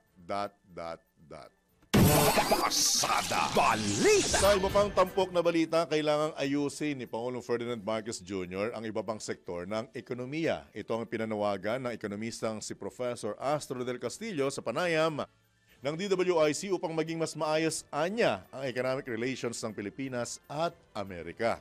Binigyan din pa ni Professor del Castillo na tila nagdududa ang Amerika na hindi mapapanatili ng Pilipinas ang productivity nito, bunsod na rin ng artificial intelligence. Kailangan maayos nga rin yung ibang sektor ng ating ekonomiya para naman may maibenta rin naman tayo na maayos sa Amerika. For now, yun pa rin kasi yung mga the usual na nakikita nilang pwedeng makuha ng Amerika sa atin, which is electronic and some food items. But for now, ang tingin nila would be this could be unsustained in the near future given that AI, the cost of doing business, pag hindi natin ayusin yung mga so-called wage problems natin, productivity ng labor natin. No? AI kasi, as you mentioned kanina, medyo nawawala yung productivity ng kabataan pati ng ating mga ordinary workers. Liwanag pa ni Professor Del Castillo ang nakikitang problema ng mga negosyante sa mga kabataan at manggagawang Pilipino. Sabi nga Sir Diwa, naging bottom 5 tayo doon in terms of sa education. No? So because of noong 2013, isang survey ng Reuters and ng ibang international agencies, sinasabi na top 5 tayo sa paggamit ng digital world. Paggamit ng social media, lahat. No? Facebook, Instagram, Twitter, whatever. So talagang tingin natin, nauubos yung oras ng kabataan at ng mga adults doon. No? So bumaba, after a few years, nakita natin, bumaba nga talaga ang intellectual capacity ng ating kabataan. And also productivity ng ating mga kababayan. Yan ang isa sa mga nakikitang reklamo ng mga businesses. Yan po ang tinig ng economist na si Professor Astro del Castillo sa panayam po ng DWIZ. Pasada Balita! Samantala, sa issue naman ng missing sabongeros, binalaan po ng Pangulong Ferdinand Marcos Jr. sa kanyang ika-4 na SONA State of the Nation address ang mga sangkot sa pagkawala ng mga sabongero. Ayon kay Pangulong Marcos, mananagot ang mapapatunayang nasa likod ng nasabing krimen. Nagtutulungan na niya ang pamahalaan para malutas ang naturang krimen.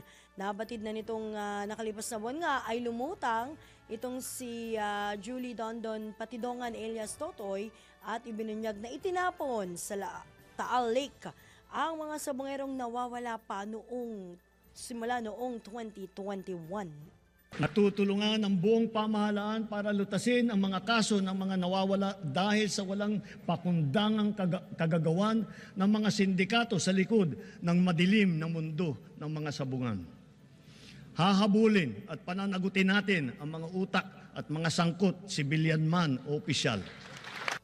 Panindigan pa ang Pangulong Marcos na walang sinuman ang makahihigit sa batas. Kahit malakas, mabigat o mayaman, hindi sila mangingibabaw sa batas. Higit sa lahat, ipararamdam natin sa mga salarin ang bigat ng parusa sa karumal-dumal na krimen ng mga ito. Abo naman ang tinig ni Pangulong Ferdinand Marcos Jr. sa kanyang ika-4 na SONA kahapon. Pasada Balita!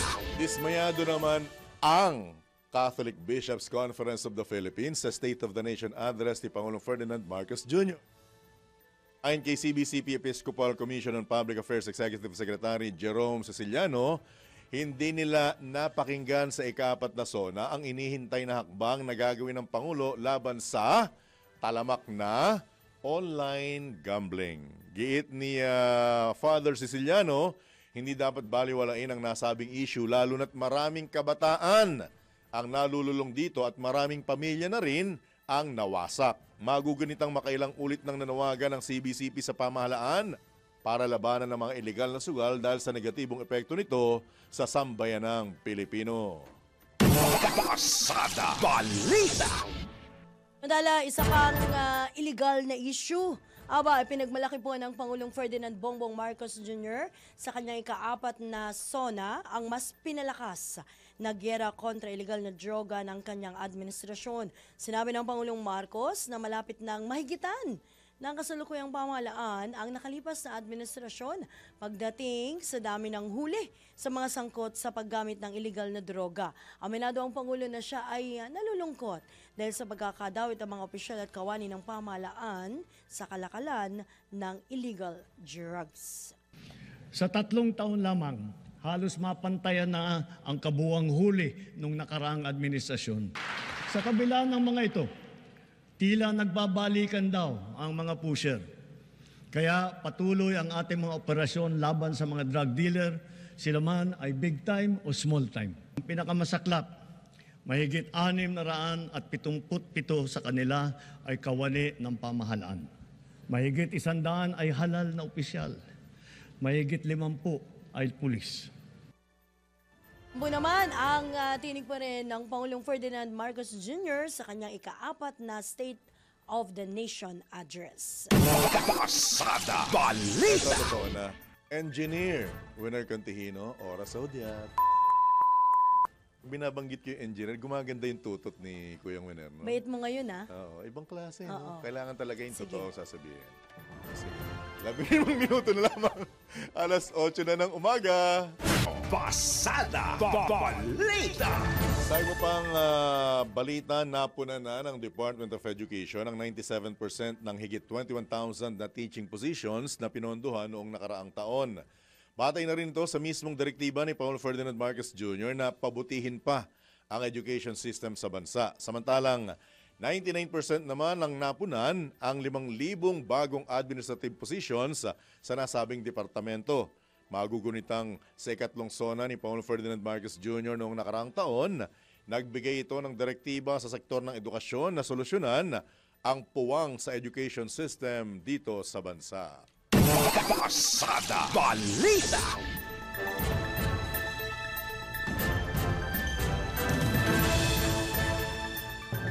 Samantala, sa pagtatapos naman ng ika-4 na State of the Nation Address, pinawi po ng Pangulong Ferdinand Marcos Jr. ang takot ng mga Pilipino sa mga hamong ibinabato ng mundo. Ipinaalala ng Pangulong Marcos na laging nakaalalay ang pamahalaan para sa mga Pilipino. Kasabay nito hinimok ni Pangulong Marcos ang publiko na huwag mawalan ng pag-asa. Sa mga matitinding hamon na binabato at hinaharang ng ating mundo ngayon, nasa likod ninyo ang pamahalaan. At huwag tayong matakot, huwag tayong titiklop, huwag tayong mawawalan ng pag-asa. Dahil ang Pilipino ay likas na matapang, magaling, masipag, matibay at mabuti. Yan po naman ang tinig pa rin ng Pangulong Ferdinand Marcos Jr. sa kanyang ika-4 na State of the Nation Address. Pasada Balita. Balitang pangkalakalan. Magkakaiba ang opinyon ng mga ekonomista sa naging banta ni Pangulong Ferdinand Marcos Jr. na reenacted budget sa 2026 kapag hindi ito nakaayon sa polisiya ng kanyang administrasyon. Ayon sa ekonomistang si Ruben Carlo Asuncion, kailangang seryosohin ng mga mamabatas ang banta ng Pangulo, lalo na't dahil sa magulong lagay ng politika sa bansa. Para naman kay Ateneo de Manila University economist Leonardo Lanzona Jr., walang laman ang banta ni Pangulong Marcos dahil mas marami pa siyang pangakong binitiwan sa kanyang State of the Nation Address. Binigyang din naman ni dating Socio-Economic Planning Secretary Dante Canlas na mahirap pang malaman sa ngayon ang bigat ng banta ng Pangulo, subalit mas mainam anyang bumuo ng isang fiscal plan sa kabuuan ng 20th Congress. Pasada Balita. Mga balitang dapat alam mo kahit sa labas ng bansa. DWIZ Balita sa ibang bansa. Tapos ang 5 araw na bakbakan, formal lang sumang-ayon ng Thailand at Cambodia sa isang quote-unquote immediate and unconditional ceasefire sa kabuuan ng Thai-Cambodian border. Ang nasabing kasunduan ay dinaluhan ng kani-kanilang mga matataas na opisyal kung saan tinawag po ang naturang tigil putukan bilang pangunahing hakbang patungo sa pahupang tensyon sa pagitan ng dalawang bansa. Nabatid na tila binantaan pa ni US President Donald Trump ang Thailand na itigil na ang kanilang hidwaan sa Cambodia o hindi raw matutuloy ang negosasyon sa taripang ipapataw sa Thai exports. Hindi naman bababa sa 33 ang patay na sa nasabing bakbakan habang napilitang lumikas ang libon-libong sibilyan. Pasada Balita. Sa mundo ng palakasan, ang latest malalaman sa DWIZ Sports News. Kami natin ang sports update mula kay Ian Articona. Good morning, Boss John at Madam Juday. Narito na aking latest sports update. Pinangalanan na ng Magnolia Hotshots si L.A. Tenorio bilang head coach ng koponan sa susunod na season ng PBA. Ayon kay San Miguel Corporation Sports Director Al Francis Chua, papalitan ni Tenorio si Tito Victorero sa naturang pwesto. Ngunit hindi ito ang unang beses na naging coach ang Barangay Ginebra player na nauna ng pinag-iisipan ng pagre-retiro mula sa liga dahil naging head coach na rin siya ng Gilas Pilipinas Youth noong nanalo ito ng ginto sa FIBA Under-16 Asia Cup noong Mayo. Samantala, inihayag din ni Chua na si Jason Webb ang magiging bagong governor ng Hotshots na uling nakatikim ng panalo noong 2018 PBA Governors Cup. At yan ang aking sports news. Ian Articona, nagbabalita ng tama, naglilingkod ng tama. Pasada Balita. Balitang pangkalusugan. Uy, umiinom ka ba ng alak? No, kiss. Para sa kanya ha. Para makisama o makalimot. Aba, ang alak po ay may ethanol, isang uri ng depressant na direktang nakakaapekto sa utak. At kapag napasobra daw ang pag-inom, nawawala ang kontrol mo sa sarili at naapektuhan ang iyong pag-iisip at kilos. Ang labis na pag-inom ng alak ay konektado sa iba't ibang uri ng cancer gaya ng liver cancer, breast cancer at cancer sa bituka. Ito ay dahil sa acetaldehyde. isang kemikal na nalilika ng katawan habang nilalabanan ng alak sa loob nito. Hindi lamang daw atay ang tinatamaan ng regular na pag-inom ng alak, kundi ito rin ay nagpapahina sa immune system, nagpapataas ang blood pressure at maaring humantong sa stroke at sakit sa puso. Bukod naman sa physical na epekto, ang sobrang alak ay nagiging sanhi rin ng mga aksidente, away at depresyon, at kapag hindi na nga makontrol, maaari itong mauwi sa alcohol dependence o pagkalulong. Kaya bago pa daw tumagay, isipin mong bawat lagok ay may kapalit at kalusugan mo ang nakataya. Or, pinaka-the best, huwag kang uminom o tumuma. Yes. Hindi, dalawang bagay na natutunan ko tungkol sa alak. Marami kong nabasang masamang epekto niyan. Kaya simula nang mabasa kong yun, itinigil ko na, madam. Itinigil ko na. Good. Yung pagbabasa. Isang bagay pa. At po ng bisyo ko, itinigil ko na. Simula nung makaramdam ako ng kakaiba. Isa na lang ang iniwan ko. Ano yun? Pagsisinungaling. Pasada Balita. Ito na ang latest, bagong-bago, fresh na fresh. DWIZ Showbiz News. Gusto ko sanang landiin kaya lang medyo malungkot na balita po yung ating showbiz, kaya aayusin ko na lamang, ha? Malungkot na balita po dahil pumanaw na po sa edad na 57 lamang, ha? Ang dating komedyante na si Bayani Casimiro Jr. na mas naging tanyag bilang Prinsipe K o Prinsipe Kahilingan sa sitcom na OK Cafe Rico na pinagbidahan ni Bossing Vic Soto. Ayon sa kapatid ng komedyante na si Marilu Casimiro, cardiac arrest ang dahilan ng pagpanaw ng kanyang kapatid. Nakaburol na ang labi ni Bayani Jr. sa Sucat, Parañaque City at ike-cremate at ililibing sa Loyola Memorial Park bukas sa Hulyo at 30. Nakikiramay po ang buong puwersa ng DWIZ, in particular ang programang Pasada Balita sa pagpanaw ng isa sa mga mahuhusay at very natural na komedyante na si Bayani Casimiro Jr. Pasada Balita. At syempre, para naman sa ating good news, sa munang edad na ay kumikita na ang 17 years old na si Ceylan McDonald mula sa Lancashire, United Kingdom, ng halos $19,000 US. Saan daw? Saan? Dollars? Lancashire. Tama ba? United Kingdom. Okay. Hindi pa ako nakapunta kasi dito. Punta ako bukas. Sige. Para lang malaman ko kung paano siya binabanggit. $19,000 dollars kada buwan sa pamamagitan ng kanyang personalized sticker business.